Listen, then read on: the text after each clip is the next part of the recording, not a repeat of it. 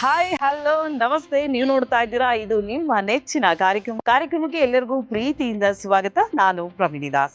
ವೀಕ್ಷಕರೇ, ನಿಮ್ಗೆಲ್ಲ ಗೊತ್ತಿರೋ ಹಾಗೆ ನಮ್ಮ ಕಾರ್ಯಕ್ರಮದ ಮುಖಾಂತರವಾಗಿ ಪ್ರತಿ ಸಂಚಿಕೆನಲ್ಲೂ ಕೂಡ ಒಬ್ಬ ಅದ್ಭುತ ಮಹಿಳಾ ಸಾಧಕಿಯನ್ನ ನಾವು ನಿಮಗೆ ಪರಿಚಯವನ್ನ ಮಾಡ್ತಾ ಇದ್ದೀವಿ. ಇವತ್ತು ಕೂಡ ಬಹಳ ಅದ್ಭುತವಾದಂತ ಸಾಧಕಿ ಅವರ ಮನೆ ಮುಂದೆ ನಾನು ನಿಂತಿದ್ದೀನಿ. ಸೊ ಅವರ ಮನೆ ಒಳಗಡೆ ಹೋಗೋಣ, ಅವರ ಪರಿಚಯವನ್ನ ನಾನು ನಿಮ್ಗೆ ಮಾಡಿಸ್ತೀನಿ. ಒಂದಷ್ಟು ಮಾತುಕತೆಗಳನ್ನ ಮಾಡೋಣ. ಅವರ ಸಾಧನೆಯ ಮೆಟ್ಟಿಲು, ಅವರ ಸಾಧನೆಯ ಹಿನ್ನೆಲೆ ಏನಿತ್ತು ಅಂತ ನಾನು ನಿಮ್ಗೆ ತಿಳಿಸ್ತಾ ಹೋಗ್ತೀನಿ. ಬನ್ನಿ, ಹಾಗಿದ್ರೆ ತಡ ಯಾಕೆ, ಅವರ ಮನೆ ಒಳಗಡೆ ಎಂಟ್ರಿ ಕೊಡೋಣ. ಆ ಮಹಿಳಾ ಸಾಧಕಿ ಯಾರು ಅಂತ ನಾನು ನಿಮಗೆ ಪರಿಚಯವನ್ನ ಮಾಡ್ತೀನಿ.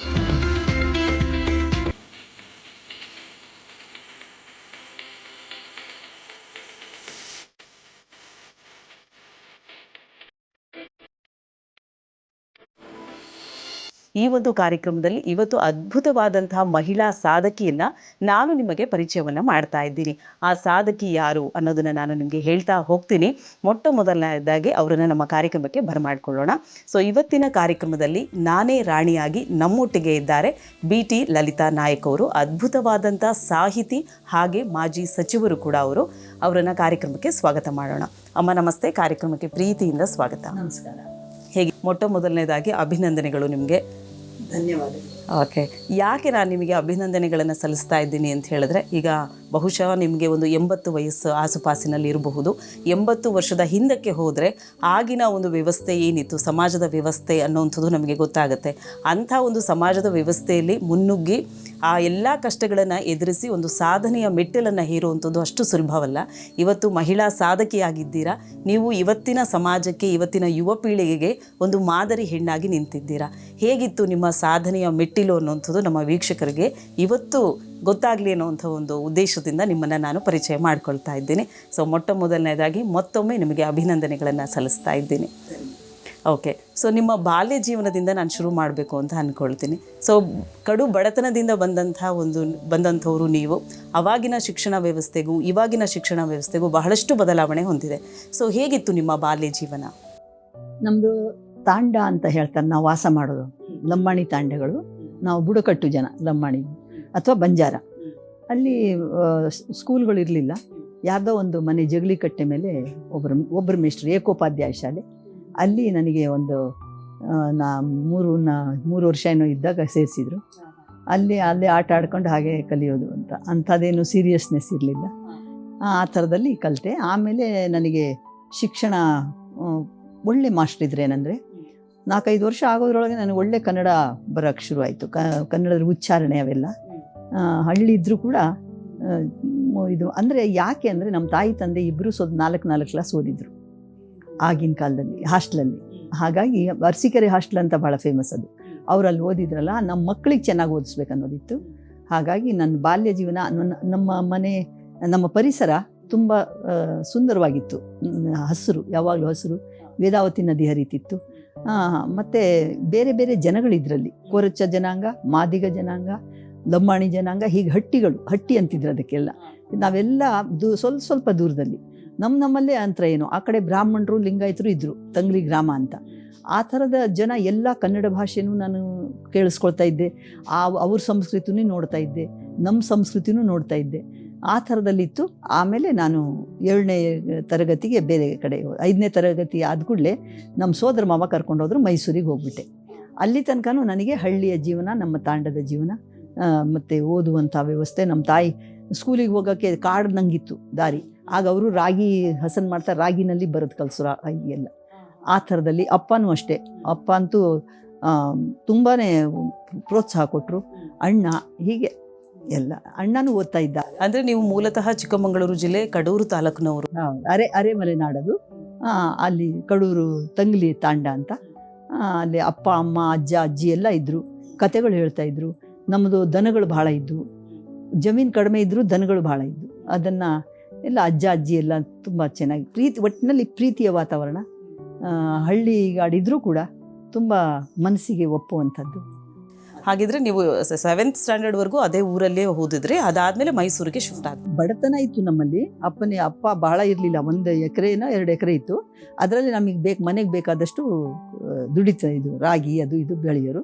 ಹಾಗಾಗಿ ಬಡತನದಲ್ಲಿಯೂ ಕೂಡ ಒಂಥರ ಸುಖ ಇತ್ತು. ಆಮೇಲೆ ನನಗೆ ಚಿತ್ರದುರ್ಗ ಹಾಸ್ಟೆಲಿಗೆ ಸೇರಿಸಿದ್ರು. ಅಲ್ಲಿ ನಿಮ್ಮ ಎಜುಕೇಶನ್ ಅಂದರೆ ಎಲ್ಲಿವರೆಗೂ ಓದಿದ್ದೀರಾ ಮ್ಯಾಮ್?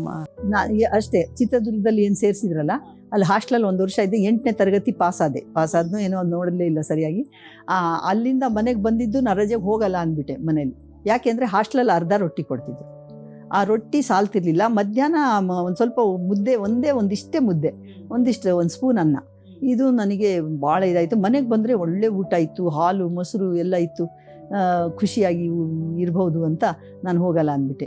ನಮ್ಮಣ್ಣ BA ಓದ್ತಾ ಇದ್ರು ಆ ಕಾಲಕ್ಕೆ, ಆ ಸಂದರ್ಭದಲ್ಲಿ. ಆಗ ನಾನು 8ನೇ ಕ್ಲಾಸ್ ಓದಿ ಮುಗಿಸ್ದೆ. ನಮ್ಮಣ್ಣ ನನಗಿಂತ ದೊಡ್ಡವರು, ಅವ್ರು ನಮ್ಮ ಸೋದರ ಮಾವನ ಹತ್ರ ಕಲ್ತಿದ್ರಲ್ಲ, ಅವರು ಬಂದು ಬೈದರು. ಚಿಕ್ಕಮಗಳೂರಲ್ಲಿ ಅವರ ಆಗಲೇ BA ಮಾಡಿಕೊಂಡು ಒಂದು ಕಡೆ ಕೆಲಸಕ್ಕೆ ಸೇರಿದ್ರು. ಆಮೇಲೆ ಬಂದು, ತಂಗಿಗೆ ನೀವು ಯಾಕೆ ಕ್ಲಾಸ್ ಬಿಡಿಸಿದ್ರಿ, ಅವಳಿಗೆ ಕಳಿಸ್ಬೇಕಾಗಿತ್ತು ಅಂದರೆ, ನಾವೇನು ಮಾಡೋಣಪ್ಪ, ಅವಳು ಒಪ್ಪಲಿಲ್ಲ, ಮತ್ತು ಇಲ್ಲೇ ಇದ್ದಾಳೆ. ಆಗ ಅವ್ರೇನು ಮಾಡಿದರು, ಹಿಂದಿ ಪ್ರಥಮ ಮಧ್ಯಮ ರಾಷ್ಟ್ರಭಾಷಾ ವಿಶಾರದ ತನಕ ಇದು ಮಾಡಿದರು, ಎಕ್ಸಾಮ್ ಕಟ್ಟಿಸಿದ್ರು ಚಿಕ್ಕಮಗಳೂರಲ್ಲಿ. ಆಮೇಲೆ ಕುವೆಂಪು ಅವರ ಪುಸ್ತಕಗಳನ್ನು ತಂದು ಅದನ್ನು ಕನ್ನಡ ಮತ್ತು ಇಂಗ್ಲೀಷು ಹಿಂದಿ 3ರಲ್ಲೂ ಬರಿಬೇಕು. 3ರಲ್ಲೂ ಪಾಂಡಿತ್ಯ ಇತ್ತು ಅಣ್ಣನಿಗೆ. ಭಾಷೆ ಕಲಿಯೋ ಬಹಳ ಹವ್ಯಾಸ ಇತ್ತು. ಹಾಗಾಗಿ ನನಗೆ ಮನೆಯಲ್ಲೇ ಸ್ಕೂಲ್ ಥರ ಆಯಿತು, ಮನೆಯೇ ಸ್ಕೂಲ್ ಥರ ಬಹಳ ಇದು ಮಾಡೋರು. ಅವ್ರು ಬರೋದ್ರೊಳಗೆ 1 ವಾರಕ್ಕೊಮ್ಮೆ ಬರ್ತಿದ್ರು ಭಾನುವಾರ. ಆವಾಗ ನಾನು ಅವರಿಗೆ ಬರೋದು ತೋರಿಸ್ತಾ ಇದ್ದೆ. ತಪ್ಪಿದ್ರೆ ತಿದ್ದಿ ಇದು ಮಾಡೋರು, ಹೊಡೆಯೋರು ಒಂದೊಂದು ಸಾರಿ. ಹಾಗೆಲ್ಲ ಮಾಡಿ ನಾನು ಹಾಗಿದ್ರೆ ನೀವು ಸ್ಕೂಲ್ಗೆ ಹೋಗಿದ್ದು 8ನೇ ತರಗತಿವರೆಗೂ ಮಾತ್ರ. ಉಳಿದ ವಿದ್ಯಾಭ್ಯಾಸ ಈಗೇನಿದೆ ನಿಮ್ಮ ಎಲ್ಲ ಜ್ಞಾನ ಭಂಡಾರನೂ ನೀವು ಮನೆಯಲ್ಲೇ ಕಲ್ತಿರುವಂಥದ್ದು. ಆಮೇಲೆ ಆ ಪರಿಸರ, ಅಜ್ಜ ಕತೆ ಹೇಳ್ತಿದ್ದಿದ್ದು, ಅಪ್ಪ ಹೇಳ್ತಾ ಇದ್ದಿದ್ದು, ಅಜ್ಜಿ, ಹಾಗೆಲ್ಲ ಒಂಥರ ವಿಶ್ವವಿದ್ಯಾಲಯ ಅನ್ನೋದು ಹೊರಗಡೆ ಕಲಿಯೋದು ಬೇರೆ, ಮನೆಯಲ್ಲಿ ಮತ್ತು ನಮ್ಮ ಪರಿಸರದಿಂದ ಕಲಿಯೋದು ಬೇರೆ. ಆ ರೀತಿಯಾಗಿ ನನ್ನ ವಿದ್ಯಾಭ್ಯಾಸ ಇತ್ತು. ವೀಕ್ಷಕರೇ, ಮನೆಯೇ ಮೊದಲ ಪಾಠಶಾಲೆ, ಈ ಒಂದು ಪದವನ್ನು ಅಥವಾ ಈ ಒಂದು ವಾಕ್ಯವನ್ನು ನಾವೆಲ್ಲರೂ ಕೂಡ ಕೇಳಿರ್ತೀವಿ. ಅದನ್ನು ಮತ್ತೊಮ್ಮೆ ಇವತ್ತು ನಮ್ಮ ಕಾರ್ಯಕ್ರಮದ ಮುಖಾಂತರವಾಗಿ ಪ್ರೂವ್ ಮಾಡ್ತಾ ಇದ್ದೀವಿ. ನೋಡಿ, 8ನೇ ತರಗತಿವರೆಗೂ ಮಾತ್ರ ಮೇಡಮು ಸ್ಕೂಲ್ಗೆ ಹೋಗಿದ್ದು. ಸೊ ಈಗ ನಾವು ಯೂನಿವರ್ಸಿಟಿ, PhD, ಡಾಕ್ಟರೇಟ್ ಎಲ್ಲ ತಗೊಳ್ತೀವಿ, ಆದರೆ ಜ್ಞಾನ ಮಾತ್ರ ಜ್ಞಾನ ಮಟ್ಟದಲ್ಲೇ ಇರುತ್ತೆ. ಸೊ ಇವರು 8ನೇ ತರಗತಿವರೆಗೂ ಮಾತ್ರ ಸ್ಕೂಲ್ಗೆ ಹೋಗಿ ಕಲಿತು ಉಳಿದ ಅಷ್ಟೂ ಜ್ಞಾನವನ್ನು, ಆ್ಯಕ್ಚುಲಿ ಏನು ಅಂತ ಹೇಳಿದ್ರೆ, ನಾನು ಇವರು ಮನೆಗೆ ಎಂಟ್ರಿ ಆದರೆ ಎಲ್ಲೆಲ್ಲೂ ನೋಡಿದ್ರೂ ಪುಸ್ತಕಗಳಿದೆ, ಪುಸ್ತಕ ಭಂಡಾರವನ್ನೇ ಮಾಡಿಕೊಂಡಿದ್ದಾರೆ. ಒಂದು ಗ್ರಂಥಾಲಯಕ್ಕೆ ನಾನು ಬಂದಿದ್ದೀನೇನೋ ಅನ್ನೋಂಥ ಫೀಲ್ ಆಗ್ತಿದೆ. ಅದು ಬಿಟ್ಟರೆ ಎಲ್ಲೂ ನೋಡಿದ್ರೂ ಕೂಡ ಶೀಲ್ಡ್ ಇದೆ, ಪ್ರಶಸ್ತಿ ಪತ್ರಗಳಿದೆ. ಸೊ ಹಲವಾರು ಕ್ಷೇತ್ರದಲ್ಲಿ ತಮ್ಮನ್ನು ತಾವು ಗುರುತಿಸ್ಕೊಂಡಿದ್ದಾರೆ. ಅದಕ್ಕೆ ಅವರು ಹೇಳುವಂಥದ್ದು ಶಿಸ್ತು ಮತ್ತು ಕಲಿಕೆ ಅನ್ನುವಂಥದ್ದು, ಪ್ರತಿದಿನ ಪ್ರತಿ ಕ್ಷಣ ಕಲಿಕೆ ಅನ್ನುವಂಥದ್ದು ಬಹಳ ಮುಖ್ಯವಾಗುತ್ತೆ ನಮ್ಮ ಜೀವನದಲ್ಲಿ ಅಂತ ಅವರು ಹೇಳ್ತಾ ಇದ್ದಾರೆ. ಇನ್ನೊಂದೇನು ಅಂತ ಹೇಳಿದ್ರೆ, ಈ ಸಾಹಿತ್ಯ ಲೋಕಕ್ಕೆ ನೀವು ಎಂಟ್ರಿ ಹೇಗೆ ಕೊಟ್ರಿ ಅಮ್ಮ? ಹೆಂಗೆ ಇಂಟ್ರೆಸ್ಟ್ ಬಂತು ನಿಮಗೆ ಅಂತ? ನಾನು ನಮ್ಮೂರಿನಲ್ಲಿ, ನಮ್ಮ ಹಳ್ಳಿ ಅನ್ನಲ್ಲ, ಆ ತಾಂಡದಲ್ಲಿ ವರ್ಷಕ್ಕೂ ಒಂದು ಹಬ್ಬದಲ್ಲಿ, ಅಮ್ಮನ ಹಬ್ಬದಲ್ಲಿ ನಾಟಕ ಮಾಡ್ತಾಯಿದ್ರು. ಅದು ದಾನಶೂರಕರ್ಣ, ದ್ರೌಪದಿ ವಸ್ತ್ರಾಪಹರಣ, ಇಂಥವು ಆ ಶೀರ್ಷಿಕೆಗಳು. ಅದನ್ನು ನೋಡ್ತಾ ಇದ್ದಾಗೆಲ್ಲ ಏನು ಮಾಡ್ತಿದ್ದೆ, ನನಗೆ ಯಾಕೋ ಅದನ್ನು ಬರ್ಕೊಳ್ತಿದ್ದೆ ನಾನು ಕೆಲವು ಪಾಯಿಂಟನ್ನು. ಸೊ ಒಂದು ಇದು ಪೆನ್ಸಿಲ್ ತಗೊಂಡು, ಪೆನ್ಸಿಲ್ ಆಗೆಲ್ಲ ಪೆನ್ ಇರಲಿಲ್ಲ, ಇಂಕ್ ಮಸಿ ಅದ್ದಿ ಬರಿತಿದ್ವಿ. ಆದರೆ ಪೆನ್ಸಿಲ್ ಮಾತ್ರ ಎಲ್ಲೆಲ್ಲೂ ಸಿಗ್ತಿತ್ತು. ಹಾಗಾಗಿ ಕೆಲವು ಪಾಯಿಂಟ್ಗಳನ್ನು ಬರ್ಕೊಂಡಾಗ ನನಗೆ ಏನು ನೋಡಿದ್ದೆಲ್ಲ ಬರಿಬೇಕು ಅನಿಸೋದು. ಯಾವುದೋ ಹಾಡು ಕೇಳಿದರೆ ಆ ಹಾಡನ್ನು ಬರಿಬೇಕು ಅನಿಸೋದು. ಆ ಥರದಲ್ಲಿ ನನಗೆ ಸಾಹಿತ್ಯದ ಒಲವು ಬಂತು. ಆಮೇಲೆ ಮದುವೆ ಆಯಿತು ನನಗೆ 1964ರಲ್ಲಿ. 64ರಲ್ಲಿ ಮದುವೆ ಆದಾಗ ನಮ್ಮ ಮನೆಯವ್ರು ಕ್ಲರ್ಕ್ ಇದ್ದರು. ಅವರು ಸ್ವಲ್ಪ SSLC ಓದಿದ್ದೆ ದೊಡ್ಡದವರಿಗೆ, ಕೆಲಸ ಸಿಕ್ಬಿಡ್ತಿತ್ತು ಆಗೆಲ್ಲ. ಹಾಗಾಗಿ PWDನಲ್ಲಿ ಸಿಕ್ಕಿತ್ತು. ನನ್ನನ್ನು ಕರ್ಕೊಂಡು ಹೊಸಪೇಟೆಗೆ ಬಂದರು ಮದುವೆ ಆದಮೇಲೆ. ಆಗ ನನ್ನ ಟ್ರಂಕ್ನಲ್ಲಿ ನಾನು ಏನೇನು ಬರೆದಿದ್ನಲ್ಲ, ಆಗೆಲ್ಲ ಒಂದು ಟ್ರಂಕ್ ಕೊಡೋರು ನಮಗೆ ತಂದೆ ತಾಯಿಗಳು. ಅದನ್ನು ತೆಗೆದಾಗ ಏನಿದೆಲ್ಲ ಅಂದರು. ಇದೆಲ್ಲ ಏನೇನೋ ಬರೆದಿದ್ದೀನಿ ಅಂದೆ, ನನಗೇನು ಮನಸ್ಸಿಗೆ ಅನ್ಸೋದು ಬರೆದಿದ್ದೀನಿ ಅಂತ. ಆಮೇಲೆ ಒಂದಂತೂ ಓದಿದ್ರು, ಚಂದ್ರಪರಾಭವ ಅಂತ. ಚಂದ್ರಲೋಕದಲ್ಲಿ ನಮ್ಮ ಮನುಷ್ಯನಿಗೆ ಎಷ್ಟು ದುರ್ಬುದ್ಧಿ ಇದೆ ಅಂದರೆ, ಚಂದ್ರಲೋಕಕ್ಕೆ ಹೋದರೂ ಅಲ್ಲಿ ಸಾಲೋದಿಲ್ಲ ಇವನಿಗೆ ಅನ್ನೋ ಅರ್ಥದಲ್ಲಿ ಬರೆದಿದ್ದೆ. ಅಯ್ಯೋ, ಇದಕ್ಕೊಂದು ಏನಾರ ಒಂದು ಹೆಸರು ಕೊಟ್ಟು ಧಾರವಾಡಕ್ಕೆ ಆಗ ಎಲ್ಲೂ ಇರಲಿಲ್ಲ, ರಾಯಚೂರು ಗೀಚೂರು ಎಲ್ಲೂ ಇರಲಿಲ್ಲ, ಅದು ಹೊಸಪೇಟೆನಲ್ಲೂ ಇರಲಿಲ್ಲ ಆಕಾಶವಾಣಿ. ಆಗ ಧಾರವಾಡ ಆಕಾಶವಾಣಿ ಕಳಿಸ್ಕೊಟ್ಟೆ ಅದು ಆ ನಾಟಕ. ಅದರ ಹೆಸರು ಚಂದ್ರಪರಾಭವ, ಅಂದರೆ ಚಂದ್ರನ ಸೋಲು ಅಂತ. ಆಮೇಲೆ ಅದು ಅವರು ಅಲ್ಲಿ ಓದಿ, ಅಯ್ಯೋ ಇದು ಕುಟುಂಬ ಯೋಜನೆ ಮೇಲಿದೆ, ನನಗೆ ಗೊತ್ತಿಲ್ಲ ಅದು ಕುಟುಂಬ ಯೋಜನೆ ಮೇಲೆ ನಾನು ಬರೆದಿದ್ದೀನಿ ಅಂತ. ಮಕ್ಕಳು ಹೆಚ್ಚಾದರೆ ತೊಂದರೆ ಆಗುತ್ತೆ, ಇದು ನನ್ನ ಅನುಭವ. ಯಾಕೆಂದ್ರೆ ನಮ್ಮ ಮಾವನಿಗೆ 14 ಮಕ್ಕಳು, ನಮ್ಮ ಮನೆಯವರ ತಂದೆ ತಾಯಿಗೆ 14 ಮಕ್ಕಳು. ಬಡತನ ಎಲ್ಲ ನೋಡಿ, ನಮ್ಮದೇ ಬಡತನ, ಆದರೆ ಅವ್ರು ಇನ್ನೂ ಬಡತನ. ನಾವು 5 ಜನ ಅಣ್ಣ ತಮ್ಮದಿರು ನಮ್ಮ ಮನೆಯಲ್ಲಿ. ನನಗೆ 3 ತಂಗಿರು, 2 ಒಬ್ಬ ಅಣ್ಣ ಒಬ್ಬ ತಮ್ಮ. ಆದರೆ ಅಲ್ಲಿ 14 ಜನ ಇದ್ದರು. ಎಷ್ಟು ಅಂದರೆ ಊಟ ಮಾಡುವಾಗ ಒಂದು ಇದ್ರ ಮಣ್ಣಿನ ಇದರಲ್ಲೇ ಮಾಡೋರು ಅವರು. ಹಾಗಿತ್ತು. ನನಗೆ ಅನ್ನಿಸ್ತು ಎಲ್ಲ ಬರೆದಿದ್ದಕ್ಕೆ ಸರಿ ಮಾಡಿದೆ ಅದನ್ನೆಲ್ಲ ಸೇರಿಸಿ. ಆಮೇಲೆ ಕಳಿಸಿದರೆ ಅದು ತುಂಬ ಚೆನ್ನಾಗಿದೆ, ನೀವು ಮತ್ತೆ ಮತ್ತೆ ಕಳಿಸಿ ಅಂತ 10 ರೂಪಾಯಿ ಕಳಿಸಿದ್ರು. ಗೌರವಧನ ಮೊದಲನೇ ಸಂಭಾವನೆ 10 ರೂಪಾಯಿ. ಖುಷಿ ಆಯಿತು ನನಗೆ. 10 ರೂಪಾಯಿ ಅಂದರೆ ಈಗಿನ 1,000 ರೂಪಾಯಿ. ನಮ್ಮ ಮನೆಯಲ್ಲಿ ಸಂಬಳನೇ 80 ರೂಪಾಯಿ ಇತ್ತು ತಿಂಗಳಿಗೆ. ಆ ಥರದಲ್ಲಿ ನಾನು ಬರೆಯೋಕ್ಕೆ ಶುರು ಮಾಡಿದೆ. ಅದನ್ನು ಆಕಾಶವಾಣಿಲಿ ಕೇಳಬೇಕಾದ್ರೆ ನಮ್ಮ ಹತ್ರ ಏನು ಮೊಬೈಲ್ ಇರಲಿಲ್ಲ, ಇದು ಏನು ರೇಡಿಯೋ ಇರಲಿಲ್ಲ. ಆಮೇಲೆ ಒಂದು 3-4 ಅದೇ ಥರ ಬರೆದೆ. ಬರೆದ ಮೇಲೆ ಅವರು ಪ್ರತಿಯೊಂದನ್ನು ಸ್ವೀಕಾರ ಮಾಡಿದರು, ಪ್ರತಿಯೊಂದನ್ನು ಪ್ರಸಾರ ಮಾಡಿದರು. ಆ ಹಣದಲ್ಲಿ ಒಂದು ಟ್ರಾನ್ಸಿಸ್ಟರ್ ತಗೊಂಡ್ವಿ, ಅದು ನಮ್ಮ ಫಸ್ಟ್ ಟ್ರಾನ್ಸಿಸ್ಟರ್. ಆಮೇಲೆ ಒಂದು ಪುಟ್ಟ ಕ್ಯಾಮ್ರಾ ತಗೊಂಡ್ವಿ, ಫೋಟೋ ತೆಗೆಯೋದು. ಆ ಥರದಲ್ಲಿ ಮಾಡ್ತಾ ಹೋದ್ವಿ. ನನ್ನ ಸಾಹಿತ್ಯ ಜಗತ್ತು ಹಾಗೇ ಇತ್ತು, ಅಂಥ ಏನು ಬದಲಾವಣೆ ಆಗಲಿಲ್ಲ. ಈ ರೀತಿಯಾಗಿ ನಾನು ಎಲ್ಲ ನೋಡ್ತೀನಿ, ದೇವರು, ದಿಂಡ್ರು, ಧರ್ಮ, ತಿರುಪತಿ, ಧರ್ಮಸ್ಥಳ ಇಂಥವನ್ನೇ ನೋಡ್ತಾ ಇರ್ತಿದ್ದೆ. ಆದರೂ ಕೂಡ ನನಗೆ ಅದು ಯಾಕೋ ಏನೋ ಅದರ ವಿರುದ್ಧವಾಗಿ ಬರೆಯುವಂಥದ್ದು ಮನಸ್ಸಿನಲ್ಲಿತ್ತು. ಇದು ಯಾಕೆ? ನಮ್ಮಪ್ಪ ಆ ಥರ ಇದ್ದರು. ನಮ್ಮಪ್ಪ ಹೇಗಂದರೆ, ಈಗ ದೇವ್ರ ಮೇಲೆ ಹೂ ಬೀಳುತ್ತೆ ಅಂತ ಹೇಳೋರು. ಅದಕ್ಕೆ ನಮ್ಮ ತಂದೆ ಏನು ಹೇಳೋರು ಅಂದರೆ, ನೂಡಾಫೆ ಮಾಡಿ ದೇವ್ರ ಮೇಲಿಂದ ಹೂ ಬಿತ್ತಪ್ಪ. ಬಾಲಾಜಿ ನಾಯಕ್ ಅಂತ ಅಪ್ಪನ ಹೆಸರು. ಬಾಲಣ್ಣ ನನಗೆ ಒಳ್ಳೇದಾಗತ್ತಂತೆ, ಬಲಗಡೆ ಬಿತ್ತಂದರೆ ಏನಯ್ಯ ನೀನು, ಇರುವೆ ಹೋಗಿರ್ತವೆ, ಎಣ್ಣೆ ಬಿದ್ದಿರ್ತದೆ, ಅದು ಹೂವಿನ ಕೆಳಗಡೆ ಇರುವೆ ಹೋದರೆ ಹೂ ಬೀಳದೇ ಇರುತ್ತಾ ಅನ್ನೋರು. ಆಗ ನನ್ನ ತಲೆಗೆ ಓ ಹೌದಲ್ಲ, ಈ ಥರನೂ ಆಗ್ಬೋದು ಅಂತ. ಹೀಗೆ ಪ್ರತಿಯೊಂದನ್ನು ಕೂಡ ದೆವ್ವ, ಭೂತ ಎಲ್ಲ ವಿಷಯದಲ್ಲೂ ನಮ್ಮ ತಂದೆ ಬೇರೆ ರೀತಿ ಆಲೋಚನೆ ಮಾಡೋರು. ಸಾಧನೆ ಅನ್ನುವಂಥದ್ದು 3 ಅಕ್ಷರ ಆಗಿರಬಹುದು, ಆದರೆ ಅದರ ಹಿಂದೆ ಬಹಳಷ್ಟು ಪರಿಶ್ರಮ ಇರುತ್ತೆ, ಕಷ್ಟಗಳನ್ನು ಪಟ್ಟಿರ್ತಾರೆ. ಯಾವ ರೀತಿಯಾಗಿ ಅವರು ಬುನಾದಿ ಆಯಿತು ಸಾಧನೆಯ ಮೆಟ್ಟಿಲನ್ನು ಹೇರಲಿಕ್ಕೆ, ಇದೆಲ್ಲ ನಮಗೆ ಒಂದು ಲೆಸನ್ ಆಗಲಿ ಅನ್ನೋ ಒಂದು ಉದ್ದೇಶದಿಂದ ಇವತ್ತಿನ ಕಾರ್ಯಕ್ರಮದಲ್ಲಿ ಒಂದು ಅದ್ಭುತವಾದಂಥ ಅತಿಥಿಯನ್ನು ನಾನು ಬರಮಾಡಿಕೊಂಡು ನಿಮಗೆ ಪರಿಚಯವನ್ನು ಮಾಡ್ತಾ ಇದ್ದೀನಿ. ಅವರು ಜರ್ನಲಿಸ್ಟ್ ಆಗಿಯೂ ಕೂಡ ವರ್ಕ್ ಮಾಡಿದ್ದಾರೆ, ಅಂದರೆ ಪತ್ರಿಕೋದ್ಯಮದಲ್ಲೂ ಕೂಡ ತಮ್ಮನ್ನು ತಾವು ಗುರುತಿಸ್ಕೊಂಡಿದ್ದಾರೆ. ಲಂಕೇಶ್ ಪತ್ರಿಕೆಗೆ ಅವರು ಎಂಟ್ರಿಯನ್ನು ಹೇಗೆ ಕೊಟ್ಟರು, ಅದಕ್ಕೆ ಯಾರು ಸ್ಫೂರ್ತಿಯಾದರು, ಬನ್ನಿ ತಿಳ್ಕೊಳ್ಳೋಣ. ಮೇಡಮ್, ಹೇಗೆ ನೀವು ಜರ್ನಲಿಸ್ಟ್ ಆಗಬೇಕು ಅಂತ ಅನಿಸಿದ್ದು, ಹೇಗೆ ಎಂಟ್ರಿ ಕೊಟ್ರಿ? ಜರ್ನಲಿಸ್ಟ್ ಆಗೋ ಕನಸು ಇಲ್ಲ, ನಾನು ಜರ್ನಲಿಸಮ್ ಮಾಡೂ ಇಲ್ಲ. ಆದರೆ ನನಗೆ ಈ ನಮ್ಮ ಇಡೀ ಬಡತನದ ಜೀವನ ಚೆನ್ನಾಗಿ ಗೊತ್ತಿತ್ತಲ್ಲ, ಅದನ್ನೇ ನಾನು ಕಾದಂಬರಿ ರೂಪದಲ್ಲಿ ಬರೆದೆ. ನೆಲೆಬೆಲೆ ಅಂತ. ಆಮೇಲೆ ನನ್ನ ಕಥೆಗಳು ಹಬ್ಬ ಮತ್ತು ಬಲಿ. ಹಬ್ಬ ಮಾಡ್ತಾರೆ ನಿಜ, ಆದರೆ ಎಷ್ಟು ಶ್ರೀಮಂತನ ಹತ್ರ ಹೋಗಿ ಸಾಲ ತಂದು ಅದು ನಮ್ಮ ಮನೆಗಳಲ್ಲೇ, ನಮ್ಮ ಊರಿನಲ್ಲೇ ಎಲ್ಲ ನಮ್ಮ ತಂದೆ ತಾಯಿನೂ ಸೇರೇ ಇಲ್ಲ. ಆ ಹಬ್ಬಗಳು ಮಾಡಿದಾಗ 1 ವರ್ಷ 2 ವರ್ಷ ಅವ್ರ ಮನೇಲಿ ಜೀತದಾಳಗೆ ಗೇಯ್ತಾ ಇದ್ರು. ಅದು ಯಾಕೆಂದರೆ ದುಡ್ಡಿರಲ್ಲ ಅವ್ರ ಹತ್ರ, ಎಷ್ಟು ಬೇಕಷ್ಟೇ ಇದು ಮಾಡಿರ್ತಾರೆ. ಅಂಥವೆಲ್ಲ ನೋಡಿದಾಗ ನಾನು ಅದನ್ನೇ ಕಥೆಗಳಾಗಿ ಬರೆದೆ. ಸುಮಾರು ಕಥೆಗಳು ಬರೆದೆ, ಸುಮಾರು ನಾಟಕಗಳು ಬರೆದೆ. ಆಮೇಲೆ ಪ್ರಜಾವಾಣಿನಲ್ಲಿ ನಮ್ಮ ತಂದೆ ತಾಯಿ ಬೇರೆಯವ್ರು ಹೇಳೋ ಕಥೆಗಳನ್ನೆಲ್ಲ ಜಾನಪದವರು ಅದನ್ನು ದೀಪಾವಳಿ ಸಂಚಿಕೆಲ್ಲ ಹಾಕ್ಬಿಟ್ರು ಅವರು. ಅದು ನನಗೆ ತುಂಬ ಸ್ಫೂರ್ತಿ ಕೊಡ್ತು. ಹಾಗೆಲ್ಲ ಮಾಡಿದಾಗ ನನಗೆ ರಾಯಚೂರಿನಿಂದ ನನಗೆ ಗುರುಸಿದ್ರು. ಯಾರು? ರಾಮಕೃಷ್ಣ ಹೆಗಡೆಯವರು, ನಜೀರ್ ಸಾಹೇಬರು, ಇವರೆಲ್ಲರೂ ಪತ್ರಿಕೆಯಲ್ಲಿ ಪ್ರಕಟ ಮಾಡಿದ್ರ. ಪತ್ರಿಕೆಯಲ್ಲಿ ಬರೆಯೋ ಮೊದಲು ನನ್ನನ್ನು ಅವರು ಪರಿಚಯ ಮಾಡ್ಕೊಂಡಿದ್ರು. ಏನಾದ್ರು ಒಂದು ಅದಕ್ಕೆ ಇದಕ್ಕೆ ಅಂತ ಹೋದಾಗ ಬೆಂಗಳೂರಿಗೆ. ಆಮೇಲೆ ನಾನೇನು ಮಾಡಿದೆ, ಇದು ಬರೀ ಕಥೆ ಕಾದಂಬರಿ ಬರೀತಿದ್ದಳು.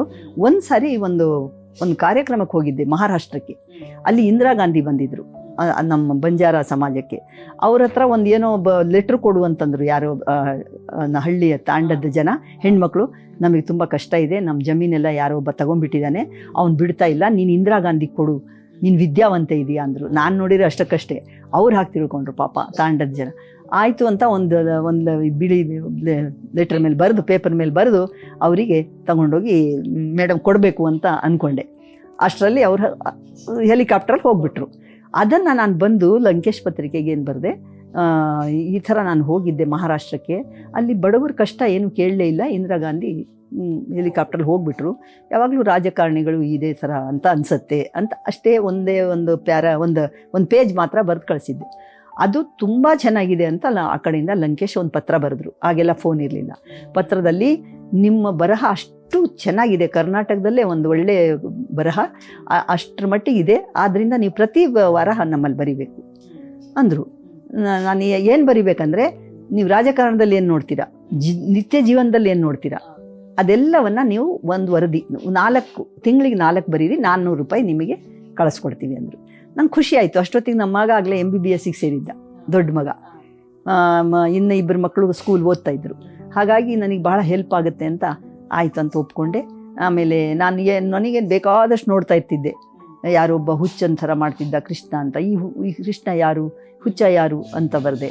ಅಂದರೆ ಅವನಿಗೇನೋ ನೋವಾಗಿ ಯಾರೋ ರಾಜಕಾರಣಿಗಳು ಅವನು ಹಿಂಸೆ ಕೊಟ್ಟಿದ್ದಕ್ಕೆ ಅವನು ಆ ಥರ ಮಾಡ್ತಾ ಇರ್ತಿದ್ದ ಅಂತ. ಅಂದರೆ ಒಳಗಿನ ನೋವುಗಳನ್ನು ಬರೆಯೋದು ಅದು ಹೆಂಗೋ ಒಂದು ಬರೆಯೋಕ್ಕೆ ಶುರು ಮಾಡಿದೆ. ಆ ವರದಿ ಎಲ್ರಿಗೂ ಇಷ್ಟ ಆಯಿತು, ಕರ್ನಾಟಕದಲ್ಲೇ ಇಷ್ಟ ಆಯಿತು. ಲಂಕೇಶ್ ಅಂತೂ ಒಂದು ಅಕ್ಷರ ತೆಗಿತಿರ್ಲಿಲ್ಲ. ಬರೆದು $400 ಕರೆಕ್ಟ್ ಕೊಟ್ಬಿಡೋದು. ಅದನ್ನು ನಮ್ಮ ಮಗನಿಗೆ ಕಳಿಸ್ತಾ ಇದ್ವಿ ನಾವು MBBS ಓದೋಕ್ಕೆ. ಅದೊಂದು ಹೆಲ್ಪ್ ಆಯಿತು. ಮತ್ತು ನಾನು ಬಟ್ಟೆ ಹೊಲಿತಾ ಇದ್ದೆ ಇದರಲ್ಲಿ, ಮಿಷಿನ್ನಲ್ಲಿ ಬ್ಲೌಸು ಅದು ಇದು ಹೊಲ್ಕೊಡ್ತಿದ್ದೆ. ನಮ್ಮ ಮನೆಯವರು ಕಾಜಾ ಗುಂಡಿ ಮಾಡೋರಾಗ ಅದನ್ನೆಲ್ಲ ರಾತ್ರಿ ಆಫೀಸಿಂದ ಬಂದು ಆಮೇಲೆ ಅದೆಲ್ಲ ಹೋಗಿ ನಾನು ಬರೀ ಬರವಣಿಗೆಯಲ್ಲೇ ನಿರತರಾಗ್ಬಿಟ್ಟೆ. ಮೊದಲು ಕಾದಂಬರಿ ಬರೆಯುವಾಗೆಲ್ಲ ಹೆಲ್ಪ್ ಮಾಡಿರು ಮನೇಲಿ. ಮೊದಲು ನಮ್ಮ ಮನೆಯವರೇ ಇದು ಸಹಕಾರ ಮಾಡಿದ್ದು. ಅದಕ್ಕೆ ಮೊದಲು ಅಣ್ಣ, ತಂದೆ ತಾಯಿ ಮೊದಲು ಇದು ಮಾಡಿದ್ರು. ಆ ಥರದಲ್ಲಿ ನನ್ನ ಹಂತವಾಗಿ ನನಗೆ ವಿದ್ಯಾಭ್ಯಾಸ, ಅದ್ರ ಜೊತೆಗೆ ಸಾಹಿತ್ಯಕ್ಕೆ ಮತ್ತು ಇಂಬು ಕೊಡುವಂಥದ್ದು ಆಯಿತು. ಯಾವಾಗ ನಾನು ಆ ಥರ ಬರೆದು ಕಳಿಸ್ದೆ, ಲಂಕೇಶ್ ಪತ್ರಿಕೆಯಲ್ಲಿ ಬಂತು, ಆಗಿಂದ ನಾನು ವರದಿಗಾರ್ತಿ ಆಗಿಬಿಟ್ಟೆ. ಎಲ್ಲರೂ ನನಗೆ ವರದಿ ಮಾಡ್ತಾರೆ ಮತ್ತು ಕಾದಂಬರಿ ಬರೀತಾರೆ, ಕತೆ ಬರೀತಾರೆ ಅಂತೆಲ್ಲ ಭಾಳಷ್ಟು ನನಗೆ ಗೌರವ ಕೊಡೋಕ್ಕೆ. ಅಂದರೆ ನಿಮ್ಮ ಬರವಣಿಗೆಗೆ ಅಷ್ಟೊಂದು ತೂಕ ಇತ್ತು. ಆಮೇಲೆ ಎಲ್ಲ ಯಾವ ಪ್ರೋಗ್ರಾಮ್ ಮಾಡಲಿ ಲಲಿತಾನಕ್ಕೆ ಇರಬೇಕು ಅನ್ನೋರು. ಪ್ರತಿಯೊಂದು ದಿನವೂ ಒಂದೊಂದು ಕಾರ್ಯಕ್ರಮ. ಮನೇಲಿ ಅಡುಗೆ ಮಾಡೋದೆಲ್ಲ ನಮ್ಮ ಮನೆಯವ್ರ ಮೇಲೆ ಬಿತ್ತು. ಒಂದೊಂದು ಸಾರಿ ಬೇಜಾರು ಮಾಡ್ತಿದ್ರು ಅವ್ರು. ಏನು ಎಲ್ಲ ಎಷ್ಟು ಒಪ್ಕೊಂಡ್ಬಿಡ್ತಿದ್ದೆ ನಾನು. ಈಗಲೂ ಕೂಡ ನಾನು ಬಹಳಷ್ಟು ಪ್ರೋಗ್ರಾಮ್ಗಳಿಗೆ ಹೋಗ್ತಿರ್ತೀನಿ. ಹಾಗಾಗಿ ನನಗೆ ಯಾಕೆ ಅಂದರೆ ನನಗೆ ಓದೋಕ್ಕಾಗತ್ತೆ. ಈ ಥರ ಈಗ ನೋಡಿ, ಕುವೆಂಪು ಜೀವನ ರೂಪಿಸಿದ ರೂವಾರಿಗಳು ಅನ್ನೋ ಸಬ್ಜೆಕ್ಟ್ ಕೊಟ್ಟು ರಾಜೇಗೌಡ ಆಗ ಒಂದು 25 ವರ್ಷದ ಹಿಂದೆ. ಕುವೆಂಪು ಜೀವನವನ್ನು ಯಾರು ರೂಪಿಸಿದ್ರು, ಹೇಗೆ ರೂಪಿಸಿದ್ರು, ಅವ್ರು ಏನು ಬರೆದ್ರು ಎಲ್ಲ ಓದಬೇಕಾಯ್ತು ನಾನು. ಒಂದು 15 ದಿನ ಮೊದಲು ನನಗೆ ಹೇಳಿದರು, ನೋಡಿ ಈ ವಿಷಯದ ಮೇಲೆ ನೀವು ಮಾತಾಡಿ ಅಂತ. ಅದು ನನಗೆ ಸವಾಲಾಯಿತು ಮತ್ತು ಖುಷಿ ಆಯಿತು. ಎಲ್ಲ ಓದಿದೆ ಅವ್ರದ್ದು, ಎಷ್ಟು ಸಾಧ್ಯ ಅಷ್ಟು. ಅಂದರೆ ಓದೋದ್ರಿಂದ ನಾನು ಬರಿತೀನಿ ಅನ್ನೋದು ಗೊತ್ತಾಯ್ತು ನನಗೆ. ಆಮೇಲೆ ನಾನು ಸಾಹಿತ್ಯ ನಾನು ಸ್ವಲ್ಪ ದಿವಸದ ಮೇಲೆ ನಾನು ಬರಿತಿರೋದಲ್ಲ, ನಾನು ಬೇರೆ ಏನೋ ಬರಿಬೇಕಾಗಿದೆ. ಸಮಾಜದಲ್ಲಿ ಏನು ಮೌಢ್ಯ ಇದೆಯೋ ಅದನ್ನೇ ನಾನು ವಿಸ್ತಾರ ಮಾಡಿ ಬರಿತಿದ್ದೇನೆ ಹೊರತು ನಾನು ಯಾವುದೂ ಕೂಡ ಹೊಸ್ತನವನ್ನು ಕಾಣ್ತಿಲ್ಲ ಅನ್ನೋದು ನನಗೆ ಲಂಕೇಶ್ ಪತ್ರಿಕೆಯಲ್ಲಿ ಬರವಣಿಗೆ ಶುರು ಮಾಡಿದ ಮೇಲೆ ಗೊತ್ತಾಯಿತು. ಆ ಥರ ವರದಿಗಾರ್ತಿ ಅದೇ. ಇನ್ನು ಸಾಹಿತ್ಯ ಕ್ಷೇತ್ರದಲ್ಲಿ ಬಹಳಷ್ಟು ಒಂದು ಸ್ಥಾನವನ್ನು ನೀವು ಪಡ್ಕೊಂಡಿದ್ದೀರಾ. ಹಾಗೆ ಕತೆ, ಕಾದಂಬರಿ, ಕವನಗಳು, ಹಾಗೆ ವರದಿಗಾರ್ತಿಯಾಗಿಯೂ ಕೂಡ ಸಮಾಜವನ್ನು ಏನೋ ಒಂದು ತಿದ್ದುವಂಥ ಒಂದು ಪ್ರಯತ್ನವನ್ನು ಪಟ್ಟಿದ್ರಿ. ರಾಜಕೀಯಕ್ಕೆ ಹೇಗೆ ಬಂದ್ರಿ ನೀವು? ರಾಜಕೀಯಕ್ಕೆ ನಾನು ಬರಬೇಕು ಅಂತ ನಿಮಗೇನಾದರೂ ಯಾವಾಗಲಾದರೂ ಅನಿಸಿತ್ತಾ? ಯಾರು ನಿಮಗೆ ಪ್ರೇರೇಪಣೆ ಅಂತ? ರಾಜಕೀಯ ಅಂದರೆ ನನಗೆ ಆಗ್ತಿರ್ಲಿಲ್ಲ. ರಾಜಕೀಯ ಯಾಕೆಂದರೆ ಈ ಜನ ಮೋಸ ಮಾಡ್ತಾರೆ ಅನ್ನೋದೇ ಇತ್ತು. ಲಂಕೇಶ್ ಪತ್ರಿಕೆಯಲ್ಲಿ ಬರೆಯೋವಾಗಂತೂ ನಾನು ಸಖತ್ ರಾಜಕಾರಣಿಗಳನ್ನೇ ಬೈದು ಟೀಕೆ ಮಾಡಿ ಬರೆದಿದ್ದು. ರಾಮಕೃಷ್ಣ ಹೆಗಡೆಯವ್ರನ್ನೂ ಬಿಡಲಿಲ್ಲ. ದಾರದ ಬಲ ಹೊಂದಿದ್ರೆ ಸಾಕು ಅಂತಲೂ ಬರೆದು ಯಾವುದರಲ್ಲಿ. ಆ ಥರದಲ್ಲಿ ಇದ್ದಿದ್ದರಿಂದ ನಾನು ರಾಜಕೀಯಕ್ಕೆ ಹೋಗ್ತೀನಿ ಅನ್ನೋದು ಕನಸು ಮನಸ್ಸಿನಲ್ಲೂ ಇರಲಿಲ್ಲ. ಆದರೆ ನಾನು ಬರಿತೀನಿ ಅನ್ನೋದಕ್ಕೆ ಏನು ಮಾಡಿದ್ರು ಅಂದರೆ, ರಾಮಣ್ಣ ಅಂತ ಒಬ್ಬರು ಪತ್ರಕರ್ತರಿದ್ದರು, ಡಾಕ್ಟರ್ ಅಕ್ಬರ್ ಅಲಿ ಅವರು ಕವಿ, ಅವರಿಬ್ಬರನ್ನು ತಗೊಂಡು 3 ಪೋಸ್ಟ್ ಕೊಡ್ತಾಯಿದ್ರು MLCಗಳಿಗೆ. ಆಗ ಒಬ್ಬರು ಸಾಹಿತಿ, ಒಬ್ಬರು ಸಮಾಜ ಸೇವಕರು, ಒಬ್ಬರು ಕವಿ. ಆ ಲೆಕ್ಕದಲ್ಲಿ ನನಗೆ ಪತ್ರಕರ್ತೆ ಮತ್ತು ಲಂಬಾಣಿ ಜನಾಂಗಕ್ಕೆ ಸೇರಿದಂಥ ಈ ಮಹಿಳೆ ಸಾಹಿತಿನೂ ಇದ್ದಾರೆ, ಪತ್ರಕರ್ತೆನೂ ಇದ್ದಾರೆ, ಇವ್ರಿಗೆ ಕೊಡಬಹುದು ಅಂತ ಮಾತಾಡಿದ್ರಂತೆ. ಆಮೇಲೆ ನನಗೆ ಹೇಳಿ ಕಳಿಸಿದ್ರು. ನಾವು ರಾಯಚೂರಲ್ಲಿದ್ದಾಗ ಯಾರೋ ಪೊಲೀಸ್ ಕಮಿಷನರ್ ಬಂದರು ನಮ್ಮ ಮನೆಗೆ. ಆಗ ಫೋನ್ ಇರಲಿಲ್ವಲ್ಲ. ನಿಮ್ಮನ್ನು ರಾಮಕೃಷ್ಣ ಹೆಗಡೆಯವರು ಮುಖ್ಯಮಂತ್ರಿ ಇದ್ರಾಗ ಅವ್ರು ಕರೆದಿದ್ದಾರೆ ನಿಮ್ಮನ್ನೇನೋ ಕೇಳೋದಕ್ಕೆ ಅಂತ ಬರಬೇಕು ಅಂತ. ನನಗೆ ಗೊತ್ತು ಸರ್ ಅಂದೆ. ನಾನು ಬರೆದಿರೋದು ಲಂಕೇಶ್ ಪತ್ರಿಕೆಯಲ್ಲಿ ಬರೆದಿದ್ದೀನಲ್ಲ, ಅದಕ್ಕೆ ಕೋರ್ಟಿಗೆ ಹಾಕಕ್ಕೆ ಹೇಳ್ರಿ, ಕೋರ್ಟಿಗೆ ನನ್ನ ಹತ್ರ ಕೇಳಿರಿ, ನಮ್ಮ ಸಂಪಾದಕರಿದ್ದಾರೆ ನೋಡ್ರಿ ಲಂಕೇಶು ಅಂತ ಹೇಳಿ ಕಳಿಸ್ಬಿಟ್ಟೆ. ಆಮೇಲೆ ಮತ್ತೆ ಬಂದರೆ ಒಂದು 2-3 ದಿನ ಬಿಟ್ಟು, ಇಲ್ಲ ಮೇಡಮ್ ಅದಕ್ಕಲ್ಲ, ನೀವು ಏನೇನು ಬರೆದಿದ್ದೀರಾ ತೊಗೊಂಬರ್ಬೇಕಂತೆ ಅಂದರು. ಆಗ ನಾನು ಏನೇನು ಸಾಹಿತ್ಯ ಬರೆದಿದ್ದೆ ಇದನ್ನೆಲ್ಲ ತೊಗೊಂಡು ಅಲ್ಲಿ ಹೋದರೆ ನಜೀರ್ ಸಾಹೇಬರು ಅವರೆಲ್ಲ ನಿಮ್ಮನ್ನು MLC ಮಾಡ್ತಾಯಿದ್ದೀವಿ ಅಂದರು. ಆಗ ನಾನು ಬೇಡ ಸರ್, ನಾನು ವರದಿ ಮಾಡ್ತಿದ್ದೀನಿ ವರದಿಗಾರ್ತಿಯಾಗಿ ಅಂದರೆ, ಇಲ್ಲ ನಿಮ್ಗೆ ಗೊತ್ತಿಲ್ಲ. ಯಾಕೆಂದರೆ ಲಂಕೇಶ್ ಪತ್ರಿಕೆಯಲ್ಲಿ ನಾವು ಬರೆಯೋದು ಅರ್ಜಿ ಥರ ಕೆಲಸ ಮಾಡ್ತಿತ್ತದು. ಒಂದು ಅಪ್ಲಿಕೇಶನ್ ಹಾಕಿದರೆ ಏನು ಕೆಲಸ ಆಗುತ್ತೋ ಸರ್ಕಾರದಲ್ಲಿ, ಲಂಕೇಶ್ ಪತ್ರಿಕೆಯಲ್ಲಿ ಬಂದರೆ ಅದನ್ನ ತಕ್ಷಣ ಯಾರ್ದೋ ಮನೆ ಸುಡ್ತು, ಅವ್ರಿಗೆ ಮನೆ ಇಲ್ಲ ಅಂದರೆ ಅಲ್ಲಿ ಮನೆ ಕೊಡೋದು. ಪತ್ರಿಕೆಯಲ್ಲಿ ಬಂದಿದೆ ನೋಡ್ರಿ, ಅದು ತಗೊಂಡು ನೋಡ್ರಿ ಅಂತ ಅಲ್ಲಿ ರಾಜಕಾರಣಿಗಳು ಅದನ್ನೊಂದು ಅರ್ಜಿ ಥರ ತಾವೇ ಸ್ವೀಕಾರ ಮಾಡಿ ಅಲ್ಲಿ ಮನೆ ಕಟ್ಟಿಸ್ಕೊಡೋದು, ಮತ್ತೊಂದು ಹೆಲ್ಪ್ ಮಾಡೋದು. ಅಂಥ ಒಂದು ಒಳ್ಳೆ ಕೆಲಸ ಆಗ್ತಿತ್ತಲ್ಲ, ಅದಕ್ಕಾಗಂದೆ ಅದಕ್ಕೆ ನಜೀರ್ ಸಾಹೇಬ್ ಹೇಳಿದರು, ಇನ್ನೂ ನೀವು ತುಂಬ ಒಳ್ಳೆ ಕೆಲಸ ಮಾಡ್ಬೋದು, ರಾಜಕಾರಣ ಕೆಟ್ಟದಲ್ಲಮ್ಮ, ನಿಮಗೆಲ್ಲ ಹಂಗೆ ಅನಿಸ್ಬಿಟ್ಟಿದೆ ಅಷ್ಟೇ, ಒಪ್ಕೊಳ್ಳಿ ನೀವು ಸುಮ್ಮನೆ, ನಿಮ್ಮ ಜನಾಂಗದಲ್ಲಿ ನೀವೇ ಫಸ್ಟ್ MLC ಆಗ್ತಿರೋದು, ಯಾರಿಗೂ ಕೊಟ್ಟಿಲ್ಲ ಅಂದರೆ. ಸರಿ ಸರ್ ಅಂತಂದೆ. 6 ವರ್ಷ ತುಂಬ ಚೆನ್ನಾಗಿ ಕೆಲಸ. ಈಗ ಅವಾಗ ನಿಮ್ಮ ಯಜಮಾನ್ರು ಏನಂತ ಹೇಳಿದ್ರು? ಪೊಲಿಟಿಕ್ಸ್ಗೆ ಹೋಗಬೇಕು ಅಂತ ಹೇಳಿದ್ರ ಅಥವಾ ಬೇಡ ಅಂತ ಹೇಳಿದ್ರ? ಏನು ಹೇಳಲಿಲ್ಲ, ಬೇಡ ಅನ್ನಲಿಲ್ಲ. ಯಾಕೆ ಬೇಡ ಅನ್ನಲಿಲ್ಲ ಅಂದರೆ ಅವರಿಗೆ ತುಂಬ ನನ್ನ ಬಗ್ಗೆ ನಂಬಿಕೆ ಇತ್ತು. ಇವಳು ಏನು ಮಾಡಿದರೂ ಒಳ್ಳೆಯದೇ ಮಾಡ್ತಾಳೆ, ಒಳ್ಳೆಯದ ಇದನ್ನೇ ಆಲೋಚನೆ ಮಾಡ್ತಾಳೆ ಅನ್ನೋವಂಥದ್ದು ಒಂದು ಭಾವನೆ ಇತ್ತು. ನಮ್ಮಿಬ್ಬರಲ್ಲಿ ತುಂಬ ಹೊಂದಾಣಿಕೆ ಇತ್ತು. ಒಂದು ಸಾರಿ ಏನಂದರೆ ಹೊಂದಾಣಿಕೆ ಇದೆ ಅಂದ್ಕೊಳ್ಳೆ 20 ಎಲ್ಲ 100ಕ್ಕೆ 100 ಏನಿರಲಿಲ್ಲ. ಒಂದು ಸಾರಿ ಇಸ್ಪೇಟ್ ಆಡ್ತಾಯಿದ್ರು ಅವ್ರು. ಬೇಡ ಅಂದರು. ಸಾಯಂಕಾಲ ನನಗೆ ವಾಕಿಂಗ್ ಹೋಗ್ಬೇಕು ಅವ್ರ ಜೊತೆ ಅಂತ ಇಷ್ಟ, ಆದರೆ ಅವ್ರ ಸ್ನೇಹಿತರ ಜೊತೆ ಇದು ಮಾಡೋದು. ಆಗ ನಾನು ಬಂದ ಕೂಡಲೇ ಗಲಾಟೆ ಮಾಡಿದೆ, ನೀವು ಈ ಥರ ಹೋಗ್ಬಿಟ್ರೆ ಹೆಂಗೆ, ಮಕ್ಕಳನ್ನ ಕರ್ಕೊಂಡೆಲ್ಲ ಹೆಂಗೆ ವಾಕಿಂಗ್ ಹೋಗ್ತಾರೆ ನೋಡಿ, ನೀವು ಇಸ್ಪೇಟ್ ಆಡ್ತೀರಾ, ಕಳೆದು ಬರ್ತೀರಾ. ಅದಕ್ಕೆ ನೀನು 3 ಕಾಸಿನ ಹೆಣ್ಣು, ನೀನು ನಾನು ತಂದ ಹೆಣ್ಣು, ನೀನು ಈ ಥರ ಎಲ್ಲ ನನಗೆ ಹೇಳೋದು ಬೇಕಾಗಿಲ್ಲ, ನಾನು ದುಡಿತೀನಿ, ನಾನು ಕಳೀತೀನಿ ಅಂದರು. ನಾನು ಅದನ್ನು 3 ಕಾಸಿನ ಹೆಣ್ಣು ಅಂತ ಲೇಖನ ಬರೆದೆ. ಬರೆದ್ಮೇಲೆ ಅವರು ಅದನ್ನು ಎಲ್ರಿಗೂ ತೋರಿಸಿ, ನೋಡ್ರಿ ನಮ್ಮ ಮನೇಲಿ ಎಷ್ಟು ಚೆನ್ನಾಗಿ ಲೇಖನ ಬರೆದಿದ್ದಾರೆ ಅಂತ. ಅದು ನನಗೆ ಮೆಟ್ಲಾಯ್ತದು ಆ ಲೇಖನ. ಅದನ್ನು ಪತ್ರಿಕೆ ಸುಧಾ ಹಾಕ್ತು, ಆಮೇಲೆ ವಿಮರ್ಶೆಗಳು ಬಂದವು 3 ಕಾಸಿನ ಹೆಣ್ಣಿಂದು. ಅದೆಲ್ಲ ಬರೆದ್ಮೇಲೆ ನಮ್ಮ ಮನೆಯವರಂತೂ ತುಂಬಾ ಬರೆಯೋಕ್ಕೆ ಪ್ರೋತ್ಸಾಹ ಕೊಡೋಕ್ಕೆ ಶುರು ಮಾಡಿದ್ರು. ಅಲ್ಲ, ನಾನು ಒಂದು ಬೊಯ್ದಿದ್ದಕ್ಕೆ ನೀನು ಎಷ್ಟೊಳ್ಳೆ ಬರೆದೆ ಅಂದರೆ ಪರವಾಗಿಲ್ಲ, ನಿನಗೆ ಬರೆಯೋ ಶಕ್ತಿ ಇದೆ ಅಂಥೇಳಿ. ಆ ಥರದಲ್ಲಿ ನನಗೆ ಹೆಲ್ಪ್ ಆಯ್ತದು. ಇನ್ನು ವೀಕ್ಷಕರೇ, ಹಲವಾರು ಸವಾಲುಗಳನ್ನು ಎದುರಿಸಿ ಮೆಟ್ಟಿ ನಿಂತಹ ಧೀಮಂತ ಮಹಿಳೆ ನಮ್ಮೊಟ್ಟಿಗೆ ಇದ್ದಾರೆ.